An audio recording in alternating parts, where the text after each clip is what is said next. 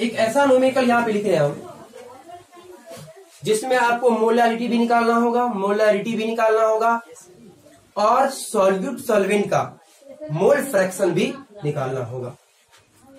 Question लिखिए, an aqueous solution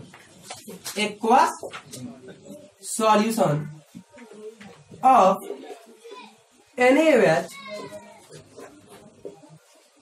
contains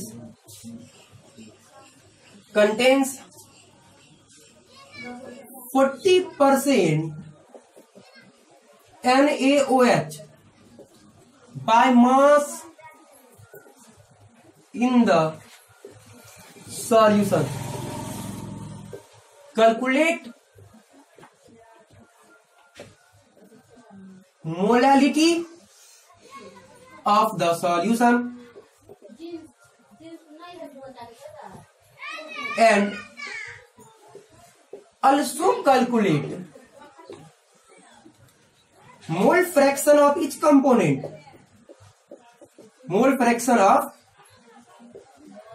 each component if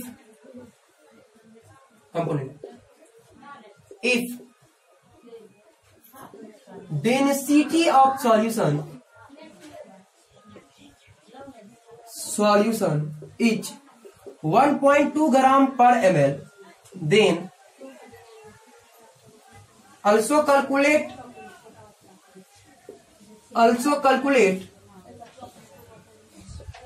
molarity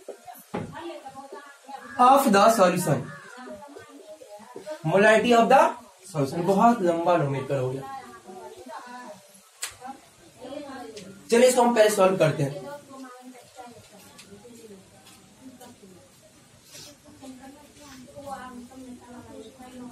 question देखिए, an aqueous solution, एक जलीय विलयन है NaOH का। एक्वस का मतलब क्या होता है? जलीय। और पहले बता चुका आपको, जहां पे भी एक्वस लिखा रहे तो वाटर क्या होगा? वहां पे सॉल्वेंट होगा। तो जब वाटर सॉल्वेंट तो NaOH क्या हो गया? सॉल्यूट। क्योंकि हम लोग बाइनरी सॉल्यूशन पढ़ते, दो ही कंपोनेंट रहता। तो जब वाटर सॉल्वेंट, वाटर क्या होगा यहाँ पे? वाटर सॉल्वेंट, तो NaOH क्या हो गया? बोलिए, ये तो सॉल्यूट ना हो गया। तो बोला कि 40% NaOH बाय मास, सॉल्यूशन जो रखता है 40% NaOH by mass. By mass का मतलब क्या? बाय मास का मतलब वेट बाय वेट ना।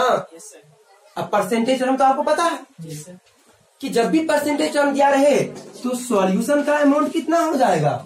100 by weight by weight by mass, इसका मतलब 100 ग्राम हो जाएगा। और परसेंट से पहले किसका अमाउंट रहता है? सॉल्यूट का। और इस क्वेश्चन में सॉल्यूट क्या है? NaOH। मतलब यहाँ पे मास ऑफ NaOH बोल दो सॉल्यूट कितना ग्राम हो गया? 40 ग्राम। परसेंट से पहले 40 है ना, तो 40, और वेट बाय वेट तो शॉर्ट किसमें? ग्राम में। बोला कैलकुलेट मोलारिटी निकालिए। तो मोलारिटी निकालने के लिए आपको सॉल्यूट का मोल चाहिए और सॉल्वेंट का मास चाहिए। तो यहाँ तो मोलारिटी निकल जाएगा, मोल निकालेंगे इसका। आगे पढ़ते हैं। Of solution and also calculate, और भी निकालिए। क्या निकालिए? Mole fraction. Also calculate mole fraction of each component, प्रत्येक कंपोनेंट का मोल फ्रैक्शन निकालिए। इफ, यदि density of solution is 1.2 gram पर ml। बोला डेंसिटी कितना है सॉल्यूशन का? 1.2 ग्राम। डेंसिटी ऑफ सॉल्यूशन, इसको क्या पढ़ेंगे आप? कितना दिया? 1.2 ग्राम पर ml। Then also calculate molarity of the solution. तो मोलारिटी निकालिए।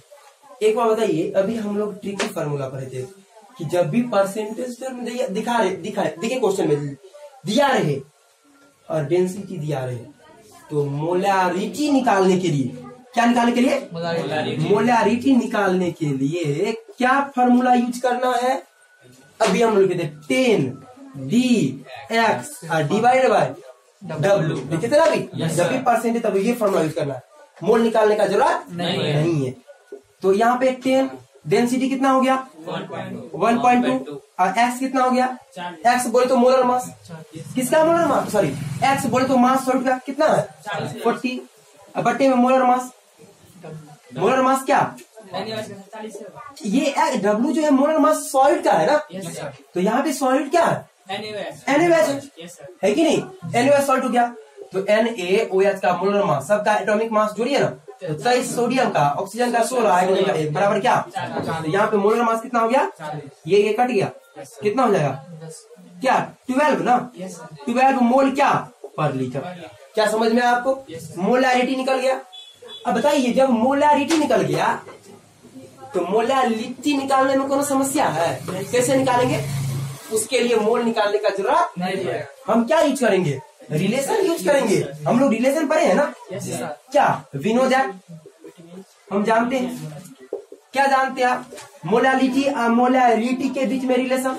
तो मोलैलिटी बराबर क्या हो जाता है, मोलैलिटी बराबर क्या 1000 गुने मोलैरिटी बट्टे में 1000 गुने डेंसिटी माइनस मोलैरिटी और इंटू क्या डब्ल्यू क्या है, मोलर मास है ना।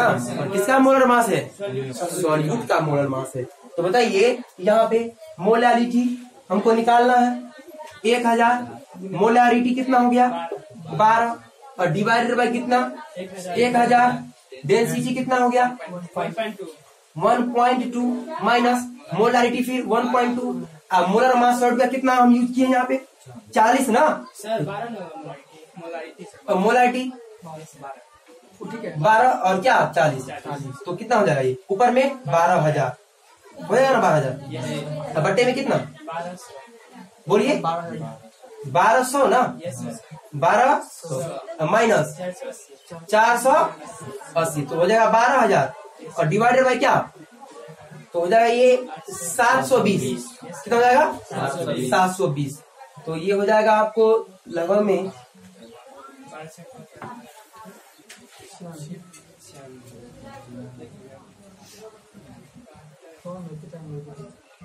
खाली तो मोल कितना रहा है, जो भी आएगा आंसर आएगा आपका, ये मोल पर केजी आएगा, कितना आएगा मोल पर केजी। अच्छा बताइए मोलैरिटी निकल गया तो मोल फ्रैक्शन निकालने में कोई प्रॉब्लम होगा, रिलेशन लगा लेंगे फिर मोलैरिटी या मोल फ्रैक्शन वाला कितना आ गया 16.66 मोल पर KG.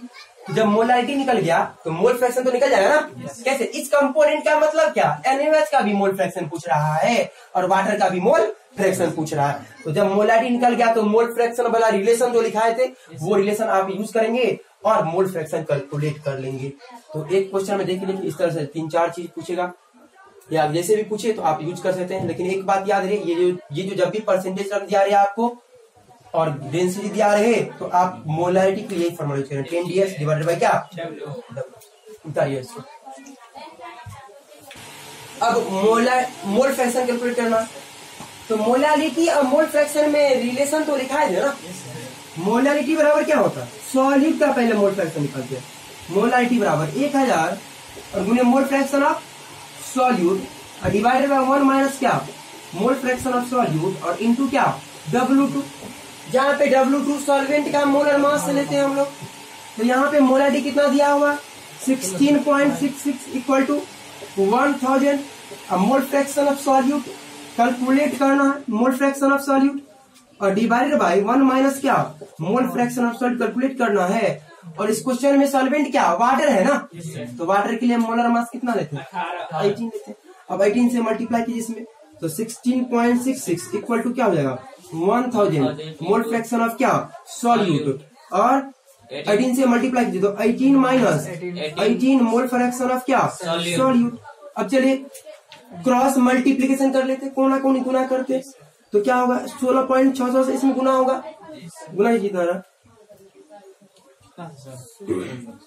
16.6 into 18 16.66 into 18 minus 16.66 into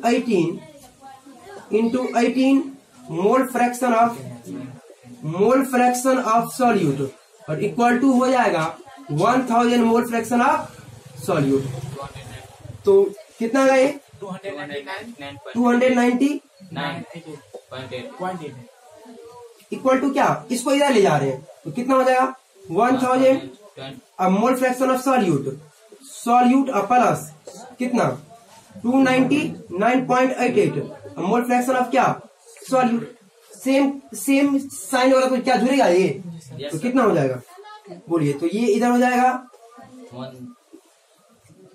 1299 point क्या 88 मोल फ्रैक्शन ऑफ सॉल्यूट। और ये कितना 299.88 इक्वल टू ना। तो बोले मोल फ्रैक्शन ऑफ सॉल्यूट बराबर क्या होगा, बराबर क्या, इस पे लात मारेंगे तो क्या नीचे आएगा ना इसके, तो 299.88 और डिवाइडेड बाय क्या आएगा आपको, उतारिए इसको।